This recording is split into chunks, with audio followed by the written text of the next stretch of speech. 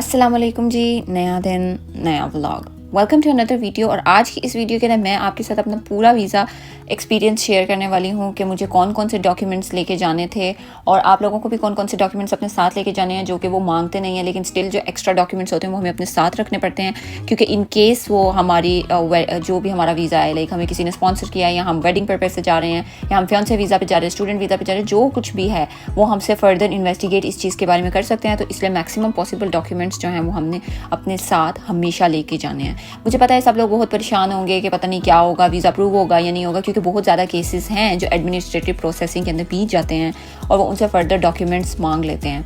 मेरे वहाँ पे इंटरव्यू के दौरान भी ऐसा बहुत ज़्यादा हुआ था कि काफ़ी ज़्यादा उनसे एक्स्ट्रा क्वेश्चंस डॉक्यूमेंट्स थे वो उन्होंने मांगे थे जो कि लोग लेके आना भूल गए थे, मिस कर दिया था, जिसकी वजह से उनका केस जो था वो एडमिनिस्ट्रेटिव प्रोसेसिंग के अंदर चला गया था। खैर, आप लोगों ने ये गलती नहीं करनी। मैं जो डॉक्यूमेंट्स बताऊँगी आपने वो डॉक्यूमेंट्स भी, और स्टिल आपके माइंड में अगर कोई एक्स्ट्रा डॉक्यूमेंट आता है जो कि मैं मिस कर जाऊँ तो आप लोगों ने वो डॉक्यूमेंट्स अपने साथ ज़रूर लेके जाने हैं, क्योंकि डॉक्यूमेंटेशन बहुत ज़्यादा ज़रूरी है। हाँ, कुछ लोग कहते हैं कि ये जो इंटरव्यू है ये सिर्फ एक फॉर्मेलिटी है, लेकिन ऐसा बिल्कुल नहीं है कि ये सिर्फ एक फॉर्मेलिटी है। इसके अंदर स्टिल वो डॉक्यूमेंट्स को फर्दर चेक कर लेते हैं, क्योंकि यहाँ पे वो आपसे ओरिजिनल डॉक्यूमेंट्स मांगते हैं जो आपने स्कैन करके अपलोड किए होते हैं। वो डॉक्यूमेंट्स भी वो कंसिडर करते हैं जो कि आपको अप्रूवल मिलता है जिसकी वजह से, लेकिन स्टिल जो डॉक्यूमेंट्स हमने अपने साथ लेके जाने होते हैं वो ऑफिसर जो है, वीज़ा ऑफिसर काउंसलर, वो आपके डॉक्यूमेंट्स को अच्छी तरह से रिव्यू करता है और मेक श्योर करता है कि डॉक्यूमेंट्स असली हैं भी कि नहीं। तो चलिए स्टार्ट करते हैं। ये है जी मेरे पास सबसे पहले वो डॉक्यूमेंट्स जिसकी लिस्ट जो है वो आपको वीज़ा इंटरव्यू की ईमेल आने के साथ आपको ये डिटेल्स जो हैं वो आपके सामने आ जाती हैं। आपको बता देते हैं कि आपने ये डॉक्यूमेंट्स जो हैं वो अपने साथ लेके आने हैं। और ये मैं आपको अपने वीज़ा के हिसाब से बता रही हूँ, क्योंकि मेरे वीज़ा के अंदर उन्होंने मुझे ये डॉक्यूमेंट्स कहे थे और ये वाले डॉक्यूमेंट्स मैं अपने साथ लेके गई थी, लेकिन इसके अलावा फर्दर डॉक्यूमेंट्स भी थे जो कि मैं अपने साथ लेके गई थी। तो ये हैं वो जी डॉक्यूमेंट्स जो कि मुझसे मांगे गए थे। ये पुलिस रिपोर्ट मांगी नहीं गई थी, लेकिन ये भी बहुत ज़्यादा इंपॉर्टेंट है। हालांकि पाकिस्तान के लिए वहाँ पे वेबसाइट के ऊपर मेंशन है कि पाकिस्तान की पुलिस रिपोर्ट को वो कंसिडर नहीं करते, क्योंकि पाकिस्तान की पुलिस रिपोर्ट को इतना ज़्यादा वर्ल्ड में माना नहीं जाता। क्योंकि पाकिस्तान, लाइक अगर आप साउथ वाले साइड में रह रहे हैं पाकिस्तान की, तो वो साउथ वाला आपको बता देगा कि आपका हमारे पास कोई क्राइम रिकॉर्ड नहीं है, लेकिन जो नॉर्थ ईस्ट वेस्ट ये सारे हैं, इन लोगों को कुछ भी आपके पास नहीं पता होता।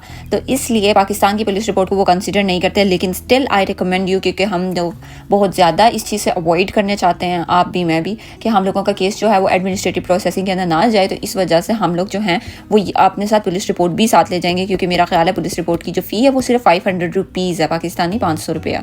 तो इसलिए बेहतर ये है कि हम पुलिस रिपोर्ट भी अपने साथ लेकर जाएं।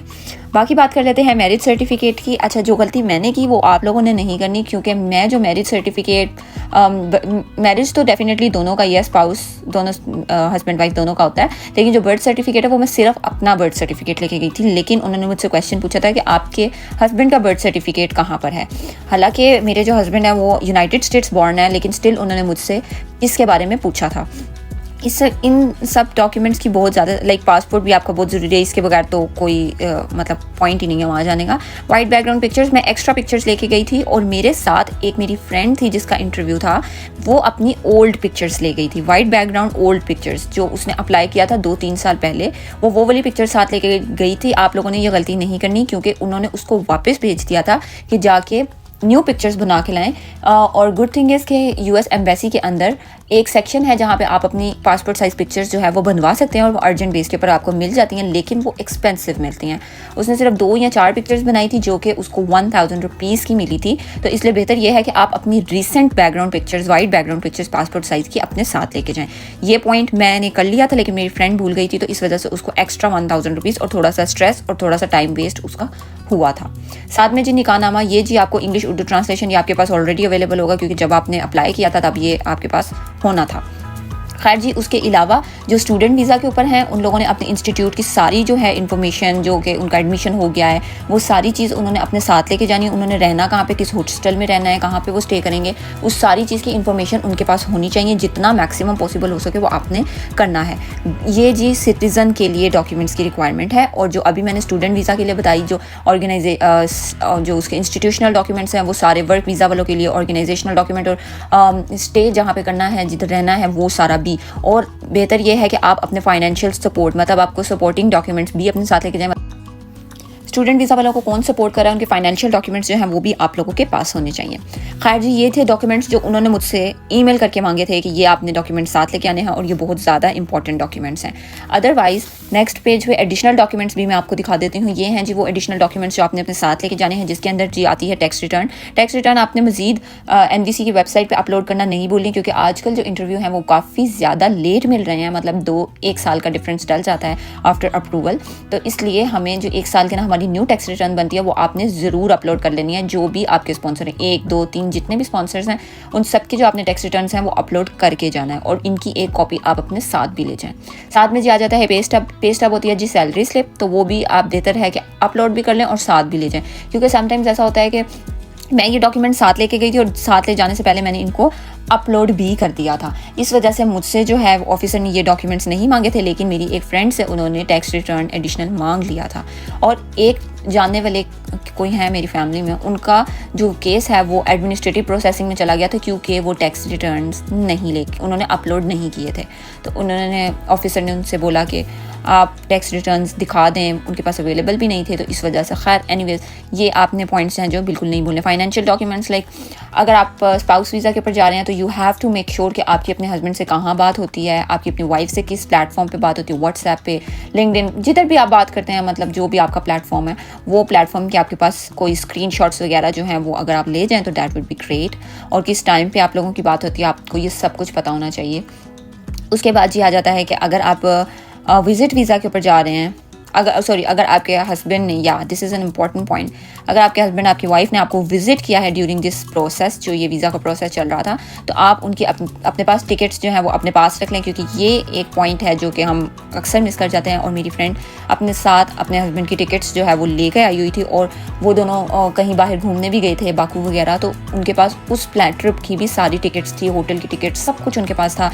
This is kind of a proof कि आप लोगों की वेडिंग जो है वो जेन्युइन है और आप लोग हस्बैंड वाइफ हैं, लाइक दैट। और अगर आप लोगों की कोई पिक्चर्स हैं, एक गलती ये कि कुछ लोग सिर्फ अपनी वेडिंग की पिक्चर्स ले जाते हैं। नो, वेडिंग पिक्चर्स हमने ऑलरेडी उनको अपलोड करके at the time of applying the visa हमने उनको दिखा दी थी, तो इसलिए अब हमें चाहिए पिक्चर्स वो जो हमने कलर क्लोथ्स में घर में ली हुई हैं।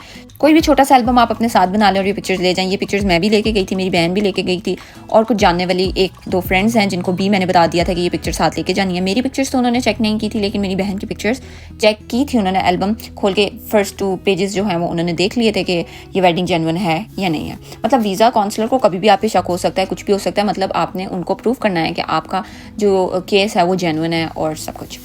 खैर जी, अब आ जाते हैं जी क्वेश्चंस पे, जो इंटरव्यू के क्वेश्चंस हैं। सबसे पहले जी मैं आपको बता दूं कि स्टेप्स क्या क्या थे। जब मैं वहाँ जाके बैठी तब फर्स्ट ऑफ ऑल एक लाइन, सबसे पहले तो जाके जी मुझे वहाँ से बस लेनी पड़ी। बस के लिए आपको 1500 रुपीज़ पे करने पड़ते हैं। ये मेरे टाइम पे 1-2 महीने पहले की बात है, मेरा मार्च में इंटरव्यू हुआ है, और मार्च में ये फ़ी थी 1500 rupees ticket of the bus for 1 person. तो जी टिकट सबसे पहले आपने बाय करनी है, उसके बाद आपने वेट करना है एक रूम में जाके, जहाँ से आपको कॉल आएगी कि US वाले लोग आ जाएं। तो आपने उस बस में बैठ के बस चले जाना है। तो वो बस जो है वो आपको US एम्बेसी जाकर ड्रॉप कर देगी। अंदर बहुत बड़ा एरिया है, मतलब एक जंगल टाइप एरिया है, वहाँ पर हर किसी की एम्बेसी है, फ्रांस की, जर्मनी की, सबकी, यूनाइटेड स्टेट्स की भी एम्बेसी है। तो खैर जी, आपको यूनाइटेड स्टेट्स की एम्बेसी जाके उतार दिया जाएगा। वहाँ पे जाके एक लंबी दोबारा से लाइन होगी, वो आपका इंटरव्यू लेटर आपसे चेक करेंगे, आपका पासपोर्ट नंबर आपके इंटरव्यू लेटर से मैच करेंगे। उसके बाद आप अंदर चले जाएंगे एम्बेसी के अंदर। एम्बेसी के अंदर जाने के बाद आपके पास एक दोबारा से लंबी लाइन होगी, जिसके अंदर आपके पासपोर्ट के ऊपर एक स्टिकर, एक नंबर लगा दिया जाएगा, पेस्ट कर दिया जाएगा, और वो नंबर होगा कि जी वाकई ही इस बंदे को इंटरव्यू मिला था और इसका नंबर ये नंबर इसका है, मतलब केस नंबर आपका उनके पास आ जाएगा, जिसकी बिना पे आप लोगों को इंटरव्यू की ईमेल आती है। खैर जी, उसके बाद आप वेटिंग के अंदर दोबारा बैठ जाएंगे। फिर आपको एक बंदा कॉल करेगा जो कि आपके फिंगरप्रिंट स्कैन कर लेगा और आपसे पूछ लेगा कि आपने इंटरव्यू किस लैंग्वेज में देना है। आप इंग्लिश में देना चाहते हैं, आप उर्दू में देना चाहते हैं, आप पश्तो में देना चाहते हैं, जो भी लैंग्वेज है आपकी प्रेफर्ड, आप उनको बता सकते हैं। मेरी रिकमेंडेशन ये है कि अगर आपको इंग्लिश आती है तो भी आप उर्दू में या किसी नेटिव जो आपकी मदर लैंग्वेज है उसके अंदर आप अपना इंटरव्यू चूज़ करें। इसका फ़ायदा आपको ये होगा कि जब काउंसलर आपसे सवाल पूछेगा और जब ट्रांसलेटर उसको आपके लिए ट्रांसलेट कर रहा होगा, तो आपको 1-2 सेकंड्स तसल्ली से सोचने का मौका मिल जाएगा कि आपने उसको किस सवाल का क्या जवाब देना है।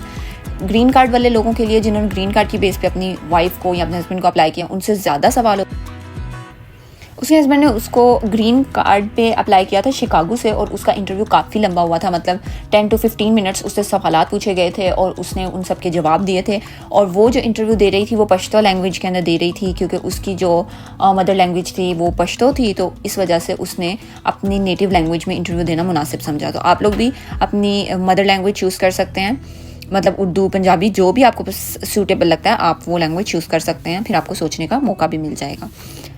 खैर जी, उसके बाद आ जाते हैं जी हम क्वेश्चन पॉइंट पे जी। उसके बाद आपको दोबारा से वेट करना पड़ेगा, फिर आपसे फिंगरप्रिंट लिए जाएंगे, फिर आपसे पूछा जाएगा कि आप किस लैंग्वेज में अपना इंटरव्यू देना चाहते हैं, आप अपना लैंग्वेज बता देंगे। उसके बाद आपको दोबारा से वेटिंग में बिठा दिया जाएगा, फिर आपको एक न्यू फाइल दी जाएगी जिसके अंदर आपको कहा जाएगा कि अपने ये वाले तमाम जो डॉक्यूमेंट्स हैं ऊपर वाले रेड के अलावा, दिस नॉट दिस वन, इनको आप एक फ़ाइल जो आपको दी जाएगी उस फाइल के अंदर डाल के आप अपने पास होल्ड कर लें विद पासपोर्ट। तो ये आप सारे डॉक्यूमेंट्स उस फाइल के अंदर डाल के अपने पास होल्ड कर लेंगे और उसको अपने पास बस रखेंगे। फिर एक घंटे बाद या 1.5 आवर के बाद आपको दोबारा से आपका जो टिकट नंबर होगा जो आपको सबसे पहले मिला था पासपोर्ट के साथ, जो मैंने आपको बताया था कि आपको टिकट मिलेगी, नंबर मिलेगा, उस नंबर के साथ आपको एक टिकट नंबर मिलेगा। वो आपका टिकट नंबर जब कॉल होगा तब आपको वीज़ा काउंसलर अपने पास बुला लेंगे। ये जी, अब वीज़ा काउंसलर ने मुझसे क्या क्या सवाल पूछे थे और मेरे साथ वाले लोगों से क्या क्या सवाल पूछे थे वो मैं आपको सब बता देती हूँ। सबसे पहले जी उन्होंने मुझसे ये सारे डॉक्यूमेंट्स जो हैं वो मांग लिए थे कि जी अपने डॉक्यूमेंट्स, फिर उन्होंने ये डॉक्यूमेंट्स चेक किए थे और उन्होंने मुझे कहा था कि थोड़ा सा मुझे टाइम दे, मैं ये डॉक्यूमेंट्स चेक कर लूँ। She was so friendly, she was so good. उन्होंने मुझसे डॉक्यूमेंट्स लेके अच्छे तरीके से ये सारे डॉक्यूमेंट्स जो हैं वो चेक किए थे और उसके बाद जी मेरा इंटरव्यू स्टार्ट हुआ था।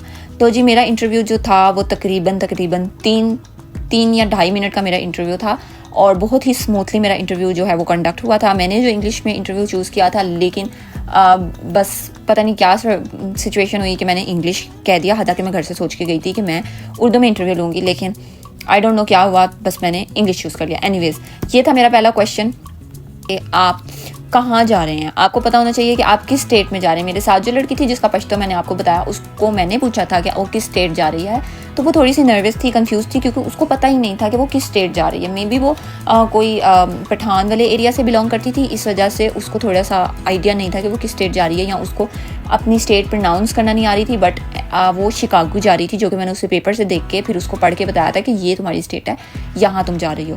खैर जी, आपको पता होना चाहिए आप किस स्टेट जा रहे हैं और आपको आपके घर का एड्रेस भी पता होना चाहिए। और अगर आप स्टूडेंट वीज़ा पे जा रहे हैं तो आपको पता होना चाहिए कि आप किस जगह पे स्टे कर रहे हैं, होटल का नाम या आपके अपार्टमेंट का नंबर जो भी है वो आपको पता होना चाहिए। नेक्स्ट क्वेश्चन था कि आपके हस्बैंड का नाम क्या है। हालांकि वो वहाँ पे मेंशन था, लेकिन स्टिल उन्होंने मुझसे पूछा, मेरे पासपोर्ट पे भी लिखा हुआ था और उनके डॉक्यूमेंट्स में जो उन्होंने मेरा केस अपने कंप्यूटर के ऊपर ओपन किया हुआ था उसके ऊपर भी मेरे हस्बैंड का नाम मेंशन था, लेकिन वो डॉक्यूमेंट्स चेक करते जा रहे थे अपने कंप्यूटर के ऊपर और साथ में मुझसे बेसिक क्वेश्चन जो हैं वो पूछती जा रही थी। खैर जी, ये था मेरा second question, what's the name of your husband. So मैंने उन्हें अपने हस्बैंड का नाम बता दिया। सिर्फ कंसाइज आंसर दें, आपको एक्स्ट्रा इन्फॉर्मेशन देने की कोई ज़रूरत नहीं है। जितना सवाल पूछा जाए उतना जवाब दें, अपने मुंह पे एक स्माइल रखें, नर्वस कंफ्यूज होने की बिल्कुल कोई ज़रूरत नहीं है, क्योंकि समटाइम्स ऐसी चीज़ें भी आपके केस को कॉम्प्लेक्स और मुश्किल में डाल देती हैं। लाइक अगर आप कंफ्यूज हैं या आप बहुत ज़्यादा खुश हो रहे हैं जब आपको वीज़ा मिल गया और आपका वीज़ा अप्रूव हो गया, तो बहुत ज़्यादा खुश होने की भी कोई ज़रूरत नहीं है, क्योंकि आप किसी जेन्युइन पर्पस से यहाँ पे आ रहे हैं, कोई फेक नहीं है कि आप बहुत एक्सट्रीम खुश हो जाएं। सो बी नॉर्मल, बी काम, कुछ एक्साइटमेंट शो करने की कोई ज़रूरत नहीं है। एनीवेज, नेक्स्ट क्वेश्चन था जी मेरा कि व्हाट्स योर एजुकेशन। तो मेरी एजुकेशन क्या है, मास्टर्स मैंने किया हुआ है, किस सब्जेक्ट में किया हुआ है, कहाँ से किया हुआ है, ये सब कुछ आपको पता होना चाहिए। और अगर आप काम करते हैं, कोई वर्क करते हैं, तो आपको पता होना चाहिए अपनी। खैर एनीवे, आई थिंक ये तो सबको ही पता होगा कि कोई काम करता है तो वो क्या काम करता है, क्या उसकी डेजिग्नेशन है, क्या उसकी कंपनी का नेम है, एक्सेट्रा एक्सेट्रा। खैर जी, ये था मेरा नेक्स्ट थर्ड क्वेश्चन। उसके बाद जी उसने मुझसे पूछा कि मेरे हस्बैंड की एजुकेशन क्या है। तो ये भी आपको पता होना चाहिए कि आपके हस्बैंड की एजुकेशन क्या है, उन्होंने किस स्कूल से ग्रेजुएट किया, उन्होंने किस स्कूल में क्या ईयर था, क्योंकि मेरी बहन से 2 साल पहले इंटरव्यू के अंदर सवाल पूछा था कि उसके हस्बैंड कब, क्या एज में अमेरिका गए थे। तो ये बात आपको पता होना चाहिए। उसने प्रिपेयर किया हुआ था अपने हस्बैंड के साथ, सारी डिटेल्स डिस्कस की हुई थी, तो उसको पता था कि उसके हस्बैंड जो है वो 1993 के अंदर अमेरिका गए थे। तो इस तरह से आपको भी साल, महीना सब कुछ पता होना चाहिए। डेट्स याद करनी थोड़ी सी मुश्किल हो जाती हैं, लेकिन it's good to memorise them, और आप उनको पेपर पे भी अपने पास लिख सकते हैं। खैर जी, उसके बाद था कि हस्बैंड की एजुकेशन के बाद हस्बैंड करते क्या हैं। तो हस्बैंड की जो जॉब टाइटल है जो कितने सालों से वो एक ऑर्गेनाइजेशन में काम कर, और उनकी कंपनी का नाम बिल्कुल मत भूलिएगा। स्पॉन्सर जिसने भी किया है उसकी कंपनी का नाम आपको पता होना चाहिए। और अगर आपके पास एक्स्ट्रा स्पॉन्सर्स हैं जो आपके वीज़ा में ऐड हैं, तो आपको अपने सारे स्पॉन्सर्स की सारी डिटेल्स जो हैं वो पता होनी चाहिए। एक चीज़ मैं बता दूं जो कि मैं भूल ना जाऊँ, यहाँ पे मैंने आपको बताया था कि आपने अपने हस्बैंड का भी बर्थ सर्टिफिकेट लेके जाना है, नादरा का अगर वो बना हुआ है तो आपने ज़रूर लेके जाना है। साथ में जी आपने अपने हस्बैंड की पासपोर्ट की कॉपी भी अपने पास रखनी है, जो मेन पेज होता है, मतलब जो भी आपके स्पॉन्सर्स हैं उन सब की आपके पास पासपोर्ट की कॉपी होनी चाहिए। ये चीज़ मैं भूल गई थी, ये 2 पॉइंट्स, पासपोर्ट की कॉपी और birth certificate of my husband. तो ये चीज़ों ने मुझे बहुत परेशान कर दिया था वहाँ पे, लेकिन अल्लाह का शुक्र है कि मुझे कोई इतनी ज़्यादा प्रॉब्लम नहीं हुई, क्योंकि बाद में मेन काउंसलर ने मुझसे इन दोनों चीज़ों के बारे में नहीं पूछा। लेकिन उससे पहले जो पाकिस्तानी बंदे थे जो कि काउंटर पे अवेलेबल थे, जिनके पास मैं पहले 2 टर्न्स में गई थी, उन्होंने मुझसे ये पूछा था और उन्होंने मुझसे पूछ कर, जो कि मेरे पास डॉक्यूमेंट्स नहीं थे, तो मुझे परेशान कर दिया था। खैर जी, हस्बैंड क्या करते हैं और उनके कंपनी का नाम जो है वो मैंने बता दिया था, कब से जॉब कर रहे हैं ये भी मैंने साथ ही बता दिया था, लेकिन एक्स्ट्रा इन्फॉर्मेशन देने की कोई ज़रूरत नहीं है। खैर जी, यहाँ पे मैंने बताया था कि वो जॉब करते हैं। यहाँ पे उन्होंने पूछा कि किस कंपनी में जॉब करते हैं, तो मैंने कंपनी का सिंपल नाम बता दिया था। कब मैं लास्ट टाइम उनसे मिली, when did you last see him, कब मिली थी उनसे, तो मैंने बता दिया था कि वो मुझे किस मंथ में विज़िट करने आए थे। मतलब वो मुझे 3 से 4 महीने पहले, इंटरव्यू से 3 से 4 महीने पहले वो मुझे विज़िट करने के लिए पाकिस्तान आए हुए थे। और एक ये भी सवाल मेरी बहन से पूछा गया था कि उसके हस्बैंड लास्ट कब आए थे, और जब लास्ट आए थे तो वो दोनों टुगेदर एक साथ वो किस घर में रहे थे, वो घर का एड्रेस जो है वो आप लोगों को पता होना चाहिए। कितनी टाइम हो गया हमारी शादी को, हालांकि ये इन्फॉर्मेशन उसके पास थी, लेकिन स्टिल उन्होंने मुझसे दोबारा पूछा कि कितने टाइम हो गया मेरी शादी को, और जितना भी वीज़ा लगने में कितना प्रोसेस लग गया। 2.5 मेरा एक्चुअली 2.2 के बाद लगा था, 2 साल 2 महीने के बाद मेरा जो है वो इंटरव्यू आ गया था। तो मैंने उन्हें बता दिया कि 2.2 मेरा टाइम था। फिर उन्होंने मुझसे पूछा कि if you have any kids, तो मैंने वो बता दिया नहीं। तो उन्होंने मुझे कह दिया congratulations, your visa is approved. This is a good exciting thing. लेकिन बात यह है कि मैंने इतनी एक्साइटमेंट शो नहीं की थी। बस उसके बाद उन्होंने मेरे पासपोर्ट जो है वो अपने पास रख लिया, मेरे बाकी सारे के सारे डॉक्यूमेंट्स जो हैं वो उन्होंने मुझे वापस कर दिए थे। तो वीज़ा का प्रोसेस जो था वो बहुत स्मूथ था, डरने वगैरह की कोई ज़रूरत नहीं है। अगर आपका केस जेन्युइन है तो आपको कोई घबराने की ज़रूरत नहीं। लड़कों से एक्स्ट्रा सवाल पूछे जा सकते हैं, लड़कियों से ज़रा कम पूछते हैं, क्योंकि लड़कियां हाउसवाइफ बन जाती हैं अमेरिका में आके, ऐसा सोचा जाता है। लेकिन अगर आपकी गुड एजुकेशन है, आप पाकिस्तान में अच्छी डिग्री होल्ड करते हैं, तो इट्स अ गुड पॉइंट कि आपको अमेरिका वाले जल्दी पसंद करते हैं आप उनकी कंट्री के अंदर आना। और इसके साथ लड़कों से ज़्यादा सवालात पूछे जा सकते हैं, और जो ग्रीन कार्ड होल्डर्स हैं उनसे तो काफ़ी ज़्यादा सवाल पूछे जाएंगे। तो वो अपनी डॉक्यूमेंटेशन के ऊपर बहुत ज़्यादा गौर कर लें, क्योंकि मेरे साथ थी लड़कियाँ और मेरे साथ थे लड़के जिनसे बहुत ज़्यादा सवाल पूछे जा रहे थे, and I was expecting the same कि शायद मुझसे भी इतने ज़्यादा सवाल पूछे जाएंगे। जब आप वेटिंग एरिया के ना हो तो आप फोकस्ड रहें कि दूसरों से क्या सवाल पूछे जा रहे हैं। कभी कभी आवाज़ नहीं आती इतनी ज़्यादा कि उनसे क्या सवाल पूछे जा रहे हैं, लेकिन स्टिल जो है वो आप कोशिश करें कि आप सुन लें कि आपसे क्या सवाल, उन लोगों से क्या सवाल पूछे जा रहे हैं, ताकि आप मेंटली प्रिपेयर हो जाएं कि आपसे क्या। मेरे से बहुत ज़्यादा बेसिक सवाल पूछे गए, क्योंकि मैं US सिटीज़न की वाइफ हूँ, और अल्हम्दुलिल्लाह मैं यहाँ पे US सिटीज़न की वाइफ यहाँ पे आ रही थी, तो इतने ज़्यादा मुझसे सवाल नहीं पूछे। और मैं अपनी सारी डॉक्यूमेंटेशन कंप्लीट करके गई थी, और डॉक्यूमेंट्स जो हैं वो मैं अपलोड भी करके गई थी। एक और बात मैं आपको बता दूं, जो पॉइंट मेरी बहन करना भूल गई थी, लेकिन मैंने वो टाइम से कर लिया था, ग्रीन कार्ड की फ़ी। जब आपको वीज़ा मिल जाएगा, आपने फ़ौरन आके ग्रीन कार्ड की फ़ी, जब आपको आपका पासपोर्ट मिल जाएगा, पासपोर्ट मुझे वीज़ा लगने के 3 वर्किंग डेज़ के बाद मिल गया था, क्योंकि वीकेंड आ गया था दरमियान में, इस वजह से 5 दिन टोटल लगे थे। और जब मुझे पासपोर्ट मिल गया था उसके बाद फ़ौरन आप लोगों ने पाकिस्तान के अंदर ही रहते हुए आपने अपनी ग्रीन कार्ड की फ़ी पे कर देनी है, विच इज़ $235, जो कि मैंने पे कर दी थी। क्योंकि अगर आप लेट कर देंगे और अमेरिका के अंदर एंट्री के बाद आप अपनी ग्रीन कार्ड की फ़ी पे करेंगे तो ग्रीन कार्ड आने में ज़्यादा टाइम लगेगा, और जब तक आपका ग्रीन कार्ड नहीं आता आप एक कंट्री से दूसरी कंट्री ट्रैवल नहीं कर सकते। क्योंकि यहाँ कनाडा बहुत ज़्यादा पास है, तो कनाडा तो बाय रोड भी जाया जा सकता है, मतलब इट्स जस्ट 7 आवर्स ड्राइव, क्योंकि इस्लामाबाद जाने की भी 7 आवर ड्राइव है, तो खैर 5 आवर्स आई गेस। तो इसलिए आप लोग ग्रीन कार्ड फ़ौरन से अप्लाई कर दें। और मुझे यहाँ पे आए हुए अभी 1.5 मंथ होने वाला है, लेकिन ग्रीन कार्ड अभी तक नहीं आया, तो परेशान होने की कोई ज़रूरत नहीं। मैंने ट्रैक किया था, ग्रीन कार्ड जो है वो ऑन टाइम है, और मुझे अप टू 3 मंथ्स के अंदर वो मिल जाएगा। तो hope you like this video. अगर आपको वीडियो पसंद आई है तो like the video and don't forget to subscribe my channel. Thanks for watching.